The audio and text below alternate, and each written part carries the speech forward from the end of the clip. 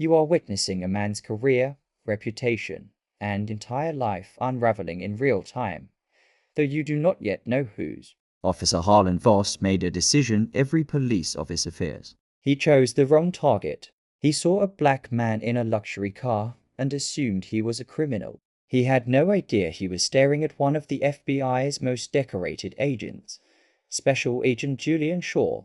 What happens in the next moments is not merely a misunderstanding. It is a brutal collision of ego and justice that ends with a twist so shocking it brings an entire police department to its knees. Watch closely. The hunter is about to become the hunted. The engine of the black Chevy Tahoe ticked softly as it cooled. The only sound in the otherwise silent cul-de-sac of Oak Creek Sycamore Drive was the quiet, steady rhythm. It was an affluent neighborhood, where manicured lawns were cut with geometric precision and American flags hung lazily from porch poles. The silence itself felt expensive, the kind money could buy. Inside the Tahoe, Julian Shaw sat with the stillness of a predator waiting for the wind to change. He adjusted the cuffs of his Italian wool suit jacket, tailored to conceal the Sig Sauer P-6 holstered beneath his left arm. On the passenger seat lay a folder stamped confidential, a lukewarm cup of coffee, and a pair of high-powered binoculars. Julian, known as Jay to the very few friends he kept outside the bureau, checked his watch. He was not here for a drug bust or a bank robbery. He was here for something far harder to prove. White-collar corruption involving city zoning permits, organized crime, and money laundering. The target was a man named Reginald Pierce, a city councilman living 3 doors down. Julian had spent years in the FBI, moving from the chaotic gang task forces of Chicago to the surgically precise white-collar crimes division. He knew how to wait.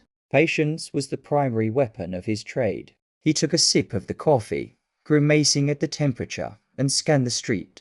A delivery truck rumbled past. A woman walked a golden retriever. Normal. Boring. Perfect. Then the rearview mirror caught a flash of white and blue. A police cruiser, unit for 102 of the Oak Creek Police Department, turned slowly onto the street. It did not pass. It crawled. The shark-like nose of the Ford Explorer dipped as the brakes engaged. Coming to a halt 2 car lengths behind Julian's Tahoe, Julian let out a long, weary sigh through his nose. He knew the drill. He was a black man sitting in a tinted SUV in a neighborhood where the demographics skewed heavily white. He had hoped the generic government plates would serve as a sufficient do not disturb sign, but apparently today was going to be complicated. He watched the mirrors. The cruiser's doors opened. 2 officers stepped out. The driver was a wall of a man, Officer Harlan Voss. Julian did not know his name yet, but he knew the type. Voss walked with his chest puffed out, thumbs hooked near his belt, his sunglasses reflecting the suburban glare. He was heavy-set but muscular, with a thick moustache that looked as though it belonged in the 1980s. His body language screamed territorial aggression. The passenger was younger. A woman, Officer Lena Harper. She looked as though she had barely stepped out of the academy. Her uniform hung slightly too large on her frame, and her hand rested nervously near her radio. She trailed Voss by a few steps, glancing around the street as if expecting an ambush. "Here we go," Julian whispered to himself. He kept his hands visible, resting them at the 10 and 2 positions on the steering wheel. He lowered the driver's side window as Voss approached. Voss did not say hello. He did not ask how Julian was doing. He leaned down, placing a meaty hand on the roof of the Tahoe, and peered inside through his aviators. "License and registration," Voss barked. No preamble. Julian turned his head slowly. He kept his voice calm, the practiced baritone of a man who had negotiated with hostage takers. "Good afternoon, officer." "Is there a problem?" "I said license and registration," Voss repeated, louder this time. He leaned in further, sniffing the air inside the car like a bloodhound. "You don't live here. I'm working," Julian said calmly. "I'm a federal agent." "My credentials are in my inside jacket pocket." "I'm going to reach for them now." This was the protocol. Declare, describe. Move. Don't you move a muscle. Voss's hand dropped to his holster. The snap of the retention strap being thumbed off echoed in the quiet street. "I didn't ask for a life story. I asked for ID." Get out of the car. Julian frowned. This was escalating faster than usual. Officer, I am identifying myself as a special agent with the FBI. I am on an active surveillance operation. If I get out of the car, I break cover. Break cover? Voss laughed, a harsh, barking sound. You're sitting in a suspicious vehicle in a high-priority neighborhood, idling. We've had reports of break-ins. You fit the description. Julian knew for a fact there had been no break-ins in the zip code for months. He checked the crime statistics daily. Which description is that, officer? The one that says black male in a car. Voss's face reddened instantly. The vein in his neck bulged. He ripped at the door handle. It was locked. Open this door or I break the window, he shouted. Officer Harper stepped forward tentatively. Harlan, maybe let him show the ID first. He said he's a Fed. Shut up, Harper. Voss snapped without looking at her. He's stalling. He's probably ditching dope or a piece right now. Open the door. Julian calculated his options. If he refused, Voss would smash the window, drag him out, and the scene would become even larger. If he complied, he lost a measure of control. But he would save the taxpayer the cost of a window and potentially save his own life if Voss was as trigger-happy as he appeared. Okay, Julian said, his voice dropping an octave, becoming cold and hard. I'm unlocking the door. I'm stepping out, but you need to listen very carefully to what I tell you next. Get out. Julian unlocked the door. Before he could even swing it fully open, Voss grabbed him by the lapel of his expensive suit and yanked. Julian stumbled as he was hauled onto the asphalt. He was tall and in peak physical condition, a former college linebacker. Yet he allowed himself to be moved. Resistance now would give Voss the excuse he was desperately fishing for. Hands on the hood now, Voss slammed Julian against the hot metal of the Tahoe. The impact rattled Julian's teeth, but he did not grunt. He spread his legs and placed his hands on the roof, fingers spread. My badge, Julian said clearly, speaking loud enough for the body camera on Voss's chest to pick it out perfectly, is in my left interior pocket. My service weapon is holstered under my left arm. Do not reach for it unless you want a federal inquiry on your desk by morning. Gun, Voss shouted, ignoring the context. He's got a gun. Harper, cover me. Harper drew her weapon but pointed it low, looking terrified. Harlan, he told you he has it. He's complying. He's armed and dangerous. Voss jammed his knee into the back of Julian's knee, forcing him to buckle. Julian went down to one knee, grit biting into his suit trousers. Voss grabbed Julian's right wrist and twisted it behind his back, forcing it up near his shoulder blades. The pain was sharp, rotator cuff tearing sharp. Julian gritted his teeth, his eyes narrowing. Officer Voss. Julian said, reading the nameplate now that it was inches from his face. You are making a mistake that you cannot fix. Check my pocket. Look at the credentials. I'm checking for my safety first. Voss patted Julian down aggressively. He found the gun. He ripped the 6 Sauer from the holster and skidded it across the pavement, scratching the finish of a government-issued firearm. That is federal property, Julian stated. His voice was becoming robotic, detached. He was memorizing every second. Excessive force. Failure to verify credentials. Unlawful detention. Voss finally reached into the jacket pocket. He pulled out the leather wallet. He flipped it open. The gold shield of the FBI gleamed in the sunlight. The photo ID next to it clearly read Julian Shaw, Special Agent. Voss stared at it. For one heartbeat, the silence returned. Harper leaned in. Seeing the badge, her eyes widened. Harlan, she whispered, that's real. That's a real badge. Let him up. But Voss's ego was a runaway train. He had already committed. He had shouted. He had used force. Neighbors were starting to come out onto their porches. Mrs. Kensington from number 42 was holding her iPhone up. A landscaping crew across the street had stopped their mowers and were watching. If Voss backed down now, he would look like a fool. If he doubled down, he could claim the badge looked fake. He could claim Julian was resisting. In Voss's mind, the truth was malleable. Voss snapped the wallet shut and shoved it into his own pocket. Fake, he announced loud enough for the neighbors to hear. Looks like a forgery to me. You get these online? Julian's blood ran cold. This was not merely incompetence anymore. This was malice. You know that is legitimate. Call your supervisor. Call the field office. The number is on the back of the card.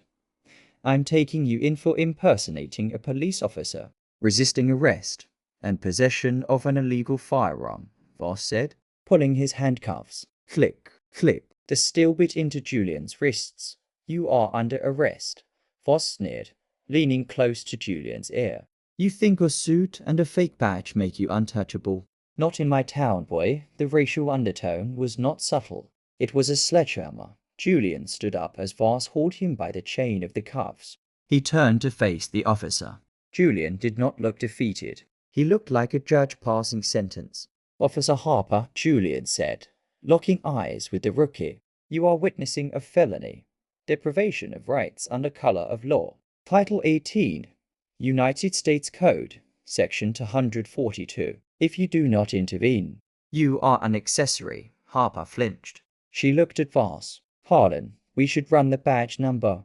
Dispatch can verify it in seconds. I said get him in the car. Voss shoved Julian toward the cruiser. Julian did not fight. He walked with dignity despite his hands being bound behind him. He sat in the back of the cramped plastic seat of the police interceptor. The smell of stale vomit and disinfectant filled his nose.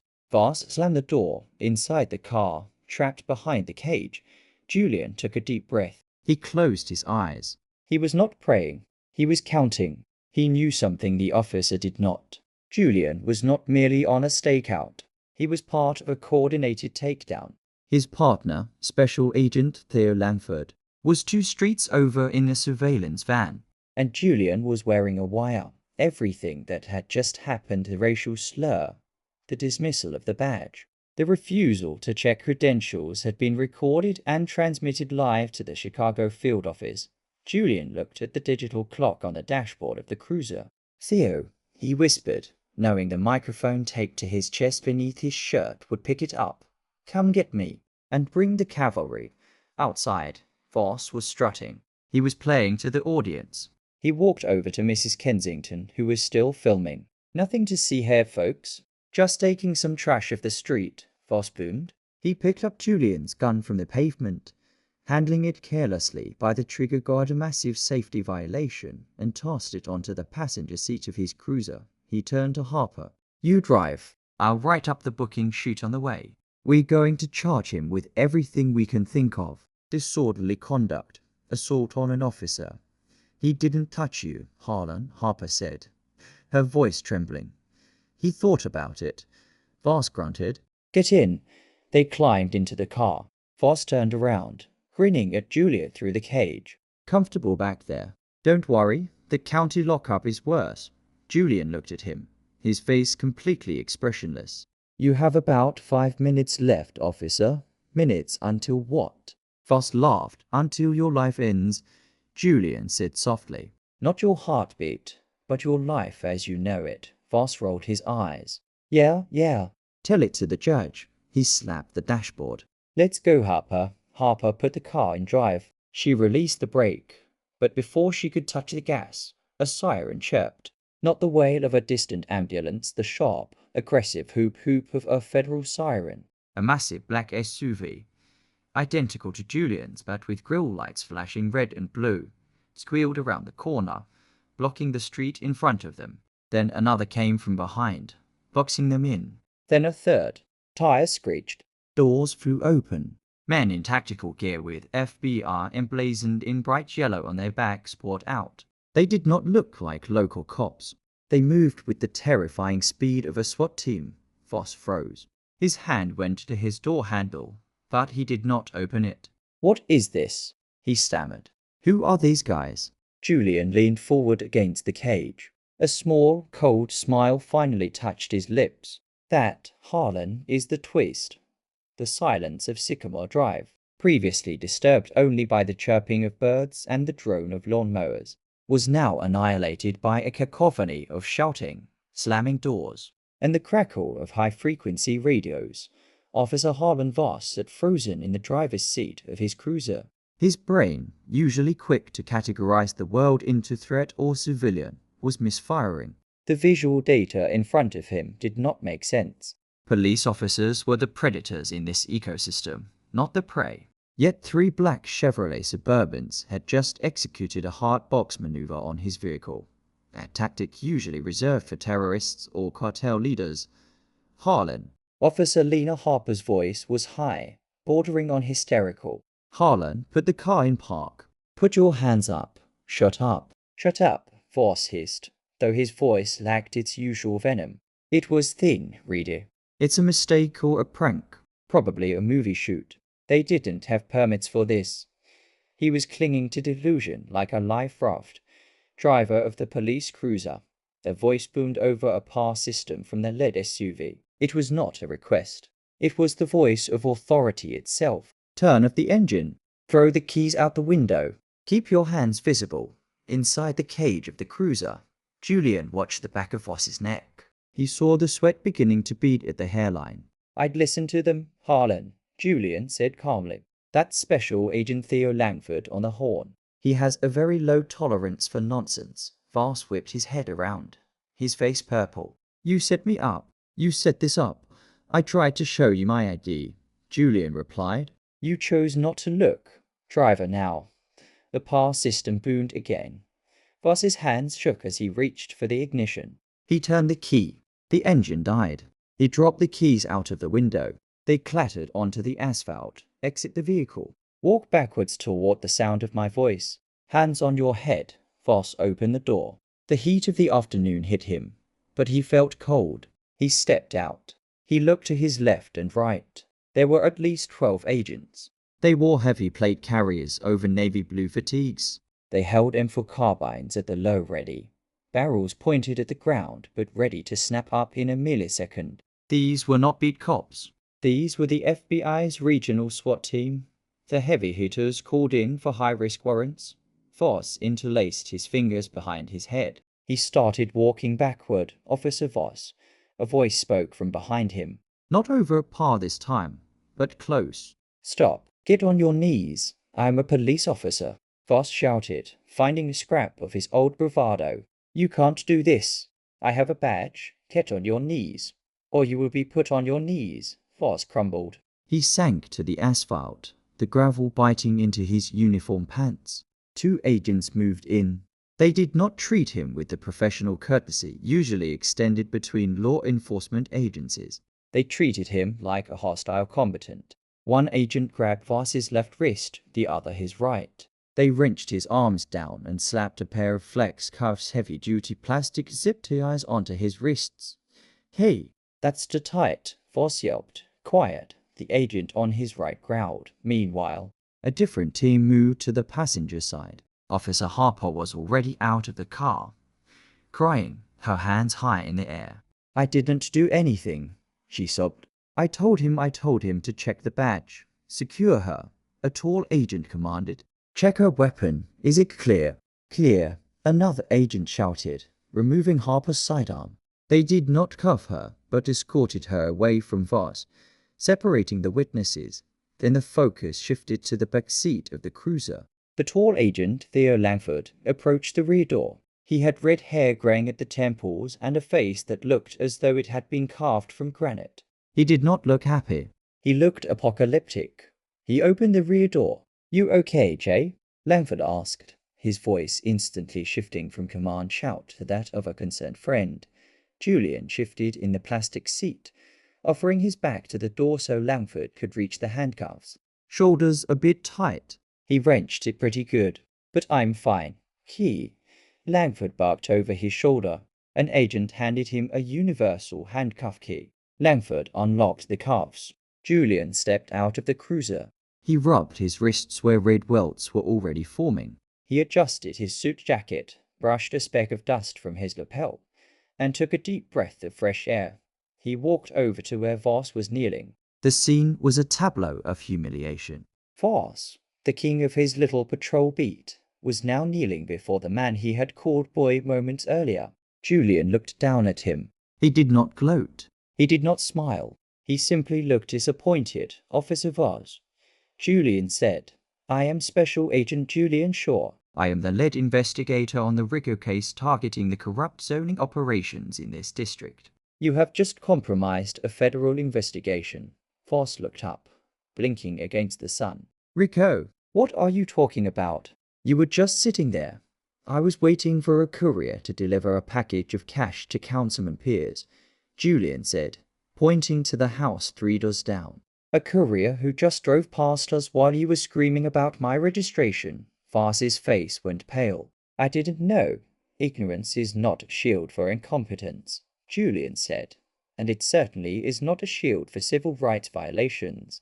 A black sedan pulled up to the perimeter. The door opened and a man in a charcoal suit stepped out. He moved with a weight of authority that made even the SWAT team straighten. That's the ASAC, Langford whispered to Julian. Assistant Special Agent in charge Everett Lang. He was listening to the wire. ASAC Lang walked straight past the SWAT team, past Harper, and stopped in front of Voss. Lang was a small man with glasses, but his eyes were like lasers. Get him up, Lang ordered the agents. They hauled Voss to his feet. Lang leaned in close. Officer, in my years with the Bureau I have heard many things on a wire. But what I heard you say to Agent Shaw today, that was special. That was a career-ending performance. He resisted. Voss sputtered, trying to lie one more time. He refused to exit. Lang reached into his pocket and pulled out a digital recorder. He pressed a button. Voss's voice filled the air. You don't live here. You fit the description. Open this door or I break the window, Julian's voice. I am a federal agent. My credentials are in my inside jacket pocket. Voss's voice. I didn't ask for a life story. Get out. Lang stopped the recording. He identified himself immediately. You escalated immediately, and then Lang pressed the button again. Voss's voice. Not in my town, boy. The word hung in the air, heavy and ugly. The neighbors were all watching now. Mrs. Kensington was still filming. The landscaping crew had moved closer. Voss realized, with a sinking feeling in his gut, that the audio was not merely on Lang's recorder. It was on Julian's body wire, his own body camera if he had not conveniently forgotten to turn it on, which he had and potentially recorded by the neighbors. You are going to be processed, Lang said coldly, but not by your department. We are taking custody of you under federal statute. You can't arrest a cop for doing his job. Voss screamed, struggling against the flex cuffs. I have qualified immunity. Julian stepped forward. Qualified immunity protects officials who make reasonable mistakes in the line of duty. It does not protect those who knowingly violate constitutional rights. You saw the badge. You called it fake without verification. That is malice, Harlan. That pierces the veil of immunity, Officer Harper, Lang called out. Harper jumped. Yes, sir. You suggested running the badge, Lang said. We heard that on the wire. You tried to de-escalate. I tried. He wouldn't listen. Harper stammered. That fact is the only reason you are not in cuffs right now, Lang said. But you are going to write a statement, a very long, very detailed statement. And if you leave out a single comma, you will go down with him. Do you understand? Yes, sir. Absolutely, sir. Voss looked at his partner. Harper, don't tell them anything. Union rep, call the union rep. Harper looked at Voss. She looked at the FBI agents. She looked at Julian, the man she had almost watched get beaten. Shut up, Harlan, she said quietly. The processing of the scene took time. Sycamore Drive was cordoned off with yellow. Tape that read federal crime scene, which confused the local residents accustomed to the blue and white tape of the Oak Creek PD. Voss had been placed in the back of one of the Suburbans, isolated, air conditioning off. He was sweating, stewing, and waiting outside. The dynamic was shifting from tactical to legal. Julian stood by the hood of his Tahoe, drinking a bottle of water Langford had given him. His shoulder throbbed, and he knew he would have a massive bruise tomorrow. But the adrenaline kept the pain distant. So, Langford said, leaning against the fender. The courier's gone. Julian nodded, shaking his head. Saw the lights, saw the cruiser. Probably turned around blocks back. Pierce won't get the money today. He'll get spooked. He might start shredding documents. We can get a warrant for Pierce's place based on the wiretap we already have, Langford suggested. It's messy, but we might salvage it, maybe, Julian said. He looked at the police cruiser still parked crookedly in the street. But right now, I'm more interested in what we found in Voss's car. You mean besides your gun? I mean the laptop, Julian said. When he was running my plates, I saw something on his screen. It wasn't the standard NCIC database, Langford frowned. What was it? It looked like a private messaging board, something encrypted. He didn't close it when he jumped out. Langford flagged down a tech agent. Get the data of the cruiser's laptop. Clone it now. While the tech team went to work, a new vehicle arrived. It was a standard Oak Creek police chief's car. Chief Benjamin Holt was a man in his later years, trying desperately to hold onto a job that was rapidly becoming too complex for him. He walked under the yellow tape looking as though he were walking to his own execution. He approached ASAC Lang and Julian. Agent Lang, Holt said, extending a hand that Lang ignored. I got the call. I can't believe this. Believe it, Chief, Lang said. Your officer assaulted an agent. I am sure it was a misunderstanding. Holt tried, wiping his brow with a handkerchief. Harlan Voss is a veteran. He's old school, maybe a bit rough, but he gets results. Old school? Julian spoke up. He stepped out from behind Lang. Chief Holt looked at Julian. He saw the dust on the suit, the red marks on the wrists. This is Agent Shaw. Lang introduced. Chief, Julian said. Your old school officer profiled me, assaulted me, and illegally detained me. But here is the part that is going to interest you.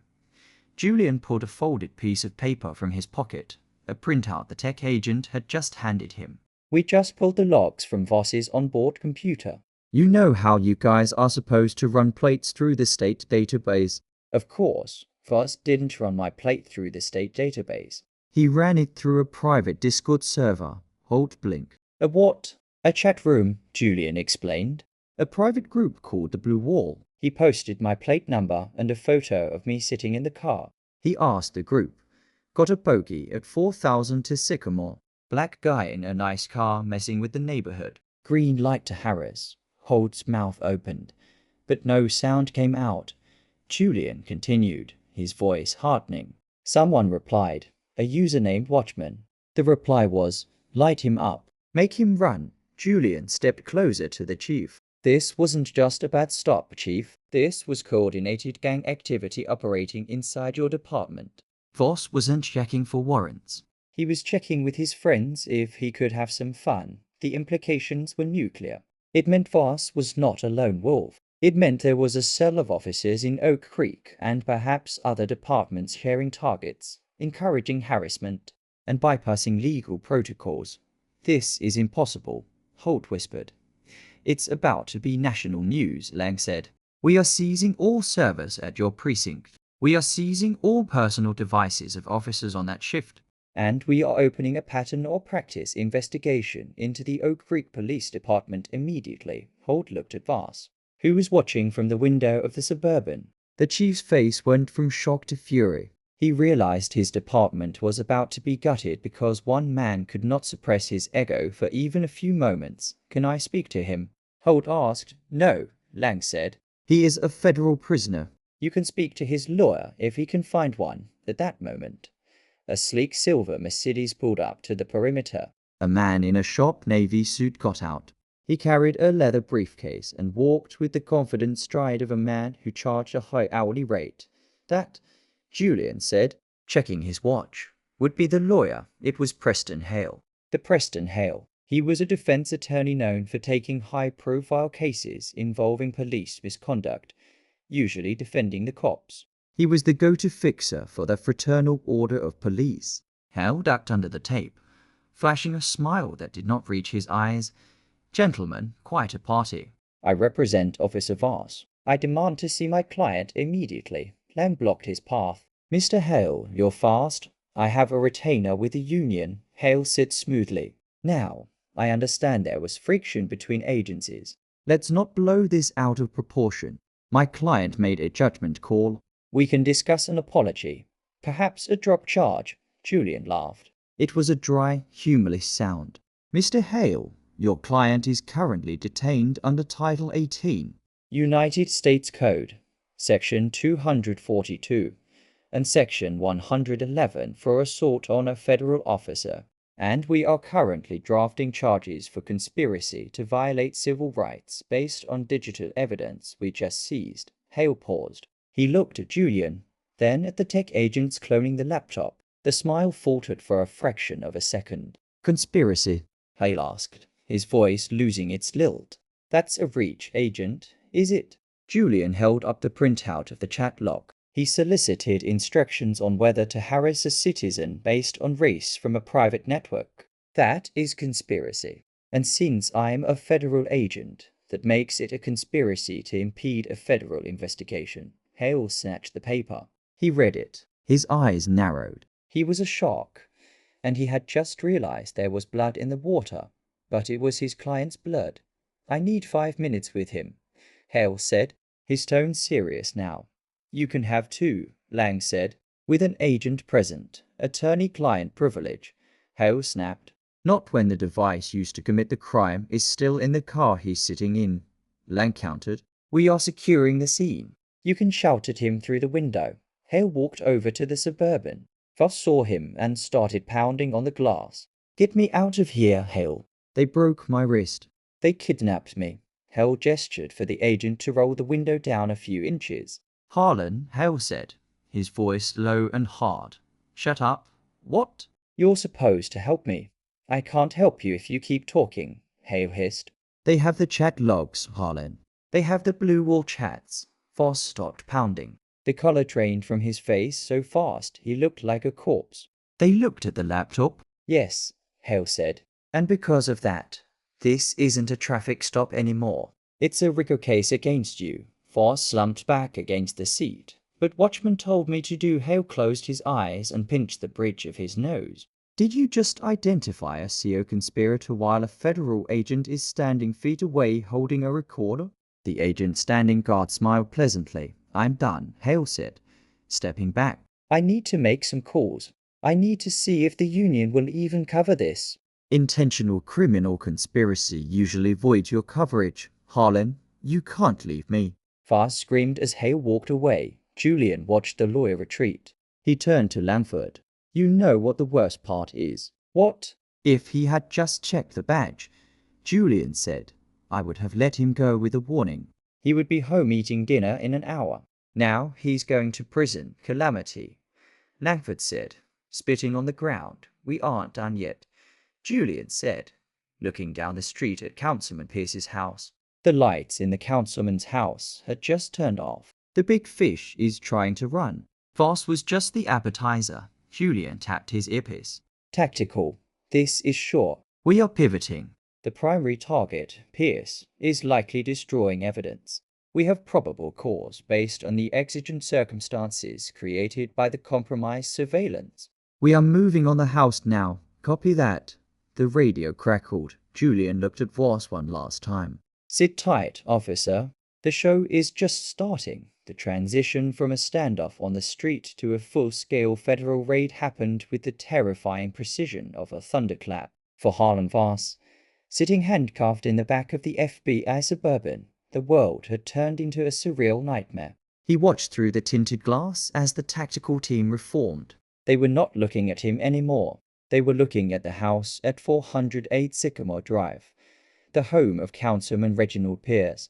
Voss had waved at Pierce just yesterday. He had told the neighborhood watch meetings that Pierce was a pillar of the community. He had spent years patrolling the street, effectively acting as Pierce's unpaid private security guard, chasing of suspicious cars to keep the councilman happy. Now he watched as Special Agent Julian Shaw, the man Voss had tried to humiliate, donned a heavy ballistic vest with FBI in bold yellow letters. Shaw moved with a fluidity that Voss, with his stiff back and bad knees, had never possessed. Breaching tools up, Shaw commanded, his voice clear over the radio frequency that Voss could faintly hear from the front seat of the Suburban. Pierce is spooked. If he destroys the ledger, we lose the cartel connection. We go hard. We go fast. The team moved up the driveway. Voss felt a sick feeling in his stomach. Cartel connection. Pierce was just a zoning guy. He approved strip malls. What was the FBI talking about? Stack up, Shaw ordered. 6 agents lined up against the pristine white siding of Pierce's colonial mansion. Langford was on the ram. FBI search warrant. Shaw bellowed. His voice was a weapon, projecting deep and loud, shaking the windows. Open the door. Silence. Hit it. Crack. The sound of the battering ram splintering the solid oak door was sickeningly loud. It took one swing. The door flew inward. Go. Go. Go. Voss watched the agents flood into the house. He saw the flash of tactical lights sweeping the foyer. He heard shouting, muffled by the walls but unmistakable in its intensity. Inside the house, chaos reigned. Shaw moved through the hallway, his weapon raised. Federal agents, show me your hands. A maid screamed and dropped to the floor in the kitchen. Secure her. Keep moving. Shaw signaled toward the rear of the house, toward the study. That was where the shredder would be. They reached the double doors of the study. They were locked. Theo, take it. Langford did not use the ram this time. He used a mule kick, snapping the latch. The door swung open. Councilman Reginald Pierce was standing by the fireplace. He was not shredding documents. He was burning them. A metal wastebasket was in flames, smoke curling up toward the high ceiling. Pierce, a man usually seen in tailored suits, was in his bathrobe, frantically feeding thick ledgers into the fire. FBI. Step away from the fire. Shaw shouted. Pierce looked up, his eyes wild. You can't come in here. I have immunity. I'm an elected official. You're under arrest for money laundering and racketeering. Shaw rushed forward. Pierce tried to throw a black hard drive into the flames. Shaw lunged. He did not tackle the man. He tackled the evidence.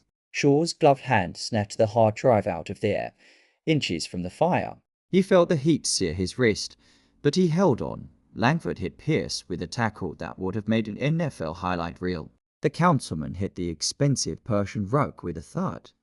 The wind knocked out of him. Hands behind your back. Stop resisting. I am not resisting. Pierce wheezed, his face pressed into the wall. You tried to destroy evidence in front of federal agents. Langford growled, cuffing him. That's obstruction. Add 5 years to the sentence. Shaw stood up, clutching the hard drive. He looked at the burning bin. He grabbed a heavy vase of flowers from the desk and dumped the water into the bin. The fire hissed and died, leaving half-burnt papers soggy but legible. Secure the scene. Shaw breathed, his heart hammering. Get the fire department to check the chimney for updrafts of loose paper. I want every scrap of ash bagged. Moments later, the front door opened again. Harlan Voss, still watching from the car, saw the impossible. Councilman Reginald Pierce, the man who controlled the police budget, the man Voss had idolized as the definition of success, was dragged out in handcuffs. He was weeping. He looked small, pathetic, and guilty. Pierce saw the police cruiser in the street. He saw Voss in the back of the FBI truck. Voss, Pierce screamed, his voice cracking. You idiot. You brought them here. You led them to me. Voss flinched as if slapped. Shaw walked out behind the prisoner, holding the evidence bag containing the hard drive. He walked over to the Suburban where Voss was being held. He signaled the agent to open the door. The rush of cooler hit Voss's sweaty face. You see that, Harlan? Shaw asked, pointing at the weeping councilman. Voss nodded dumbly. That man has been laundering money for the Sinaloa cartel for years, Shaw said. He's been poisoning the city with fentanyl money, washing it through construction projects. We spent years building this case. We were waiting for the money drop to catch him red-handed. Shaw leaned in, his eyes cold. But because you wanted to play tough guy with a black man in a nice car, the courier got spooked. We missed the money. We almost lost the hard drive. You didn't protect this neighborhood, Harlan. You protected a monster. And you almost let him get away. Voss looked down at his hands bound in plastic. The narrative in his head that he was the thin blue line, the protector, was shattering. He was not the hero. He was the clown who had tripped the alarm. I didn't know, Voss whispered. That, Shaw said, slamming the door, is going to be on your tombstone. The interrogation room at the FBI Chicago field office was a study in sensory deprivation. The walls were grey soundproofing foam. The table was bolted to the floor. The air was frigid, kept intentionally cold to keep suspects uncomfortable and awake. Harlan Voss had been sitting there for hours. His handcuffs had been replaced with steel ones, chained to the ring on the table. He was thirsty. He needed to use the bathroom. But mostly he was terrified. The door opened. He expected his lawyer, Preston Hale. Instead, Agent Julian Shaw walked in, followed by ASAC Everett Lang. No lawyer? Voss demanded, his voice raspy. I invoked my right to counsel. Shaw sat down, placing a thick file on the metal table. Mr. Hale is currently busy. Busy doing what? He's my lawyer. Actually, Lang said, remaining standing. Mr. Hale represents the Fraternal Order of Police. He represents the union, and as of 10 minutes ago, the union has voted to revoke your membership and legal protection. Voss felt the blood drain from his face. What? They can't do that. They can, Shaw said. There is a clause in your contract regarding conduct unbecoming and criminal malfeasance. When the news broke that you were running a racial profiling ring on a private server, the union decided you were too radioactive to touch. They cut you loose, Harlan. You're on your own. Voss slumped. The system he had served, the blue wall he thought would always shield him, had just dropped him off a cliff to save itself. I want a public defender, Voss whispered. You'll get one, Shaw said. But first, we're going to listen to a story. Your story. Shaw opened the file. He pulled out photos not of Voss, but of the chat logs from the laptop. We cracked the encryption on the Blue Wall Discord server, Shaw said. It's ugly, Harlan. Really ugly. Jokes about beating suspects. Competitions on who can write the most bogus tickets. But the worst part is the hierarchy. Shaw tapped a photo of a user profile named Watchman. This guy. Watchman, he's the ringleader. He tells you who to target. He gave you the order to light me up today. Who is he? Voss shook his head. I can't tell you. Why not? Lang asked. Loyalty to the people who just fired your lawyer? To the people who are letting you take the fall for a federal civil rights violation. You don't understand, Voss said, his eyes tearing up. If I talk, I'm a rat. I'm dead in prison. A cop in general population is bad. A snitch cop I won't last a week. Shaw leaned forward. His voice was not angry anymore. It was dangerously soft. Harlan, look at the math. You are facing years for the deprivation of rights, another for the gun enhancement, another for conspiracy. You are looking at serious time. You will be older when you get out. You will die in prison anyway. Shaw slid a piece of paper across the table. This is a proffer agreement, Shaw said. You talk. You tell us who Watchman is. You tell us every officer involved in this ring. In exchange, we recommend a sentence in a minimum security federal camp. We put you in protective custody. You survive. Voss stared at the paper. It was a lifeline, but it required him to betray the only identity he had left. I need to know I'm safe, Voss stammered. You're only safe if you give us the head of the snake, Shaw said. Who is Watchman? Voss closed his eyes. He thought about the barbecue at the precinct. He thought about the man who had clapped him on the back and told him to keep the streets clean. The man who had given him the login to the server. It's Sergeant Ellis Crow. Voss's voice cracked. The chief's brother. The shift sergeant. Shaw paused. The chief's brother. Yes, Voss wept. And the chief knows. Chief Holt is the overlord in the chat. They run it together. They use the tickets and the arrests to juice the stats to get federal grants. It's all a game. The silence in the room was heavy. This was bigger than a few bad apples. The entire orchard was rotten. Lang, Shaw said, not taking his eyes off Voss. Get the warrant for the chief. Shaw looked back at Voss. You did the right thing, Harlan. Finally, does this mean I can go home? Voss asked, a pathetic hope in his eyes. Shaw stood up and gathered the files. He looked at the man who had tried to ruin him. He felt a moment of pity, but it was fleeting. No, Harlan, Shaw said. It means you don't die in prison, but you're never going home. Not to the life you had. Shaw knocked on the door. Guard, take him to booking. The federal courthouse in downtown Chicago was besieged by media vans. The headline on the scrolling ticker of the CNN van read, Oak Creek Police Scandal Sentencing Day, Special Agent Julian Shaw stood on the steps, adjusting his tie. The wind of the lake was cold, but the sun was bright. Beside him stood Agent Langford and ASAC Lang inside the courtroom. The final act of the drama had just played out. Harlan Voss stood before the judge. He looked older. His moustache was gone, shaved off in county lockup. His suit was ill-fitting. He had lost weight from stress. The courtroom was packed. In the front row sat his ex-wife. She was not there to support him. She was there with her divorce attorney to ensure the lien on his pension was finalized. She would not look at him. Judge Margaret Langford, a stern woman with zero tolerance for corruption, adjusted her glasses. Mr. Voss, you have cooperated with the government. Your testimony was instrumental in the indictment of former Chief Holt and Sergeant Crow, both of whom are now facing significant prison time. The court acknowledges this. Voss nodded, hope rising in his chest. Maybe probation, maybe house arrest. However, the judge continued, her voice hardening like concrete.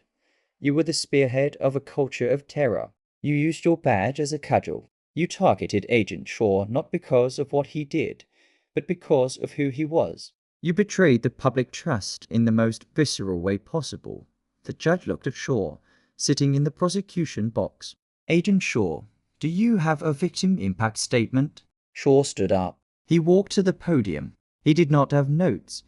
Your Honor, Shaw said, I am a trained federal agent. When Mr. Voss assaulted me, I knew how to de-escalate. I knew the law. I had a team listening. Shaw paused, looking directly at Voss. But I keep thinking about the man who sat in that car before me, the teenager driving home from school, the father going to the grocery store. They didn't have a wire. They didn't have a backup team. When they met Officer Voss, they had no voice. Today, the system worked because I am part of the system. But justice shouldn't require our badge to work. Officer Voss didn't just break the law. He broke the promise that keeps this society from falling into chaos. He needs to serve as an example that the badge is a heavy weight, not a free pass. Shaw sat down. The judge nodded. Harlan Voss, I sentence you to 15 years in federal prison followed by 5 years of supervised release. You are stripped of your pension. You are permanently barred from holding any position in law enforcement or security. Remand is immediate. The gavel banged. It sounded like a gunshot. No, Voss cried out as the marshals moved in. Please, I helped you. I helped you. The marshals did not care. They spun him around, cuffing his hands behind his back. The same sound click that he had inflicted on Shaw. As they walked him out the side door, Voss looked back. He locked eyes with Shaw one last time. There was no anger in Shaw's eyes, just a blank, professional indifference. Voss realized with crushing finality that he was not a villain in Shaw's story anymore. He was just paperwork. Outside the courthouse, Shaw walked down the steps. The reporters swarmed. Agent Shaw. Agent Shaw, how do you feel about the verdict? Is the FBI investigating other departments? Shaw stopped at the microphones. He looked into the cameras. Justice was served today, Shaw said. But let's be clear. This wasn't a victory. A police department was dismantled. A city councilman is in jail. A family was destroyed. This was a tragedy that could have been avoided with 5 minutes of respect. That's the lesson. Respect the law. Respect the people. Or eventually the law will come for you. He stepped back. Langford clapped him on the shoulder. Dear, yes. Shaw smiled. But you're buying. I am technically still on duty until I file this final report. Deal. They walked away, 2 men in suits disappearing into the city crowd. Behind them, the news screens flashed the mugshot of Harlan Voss, a man who had everything and lost it all in 5 minutes because he could not let go of his ego. The karma had not merely hit, it had cleared the board, and that is how 5 minutes of arrogance destroyed a lifetime of service. Officer Voss thought he was the predator, but he failed to realize he was swimming in an ocean with much bigger sharks. He lost his job, his freedom, and his legacy all because he judged a book by its cover and did not bother to read the bad inside. It is a brutal reminder. In the age of cameras and accountability, The truth always has a way of coming out. Voss's blue wall of silence did not protect him. It collapsed on top of him. What do you think? Did Voss deserve the sentence, or should it have been harsher considering he was part of a larger conspiracy? And would you have remained as calm as Agent Shaw? Let us know in the comments below. If you enjoyed this story of instant karma and justice served, please smash that like button. It really helps the channel. Subscribe and hit the bell icon so you never miss a new story. We post real-life inspired dramas every week. Thanks for watching and stay safe out there.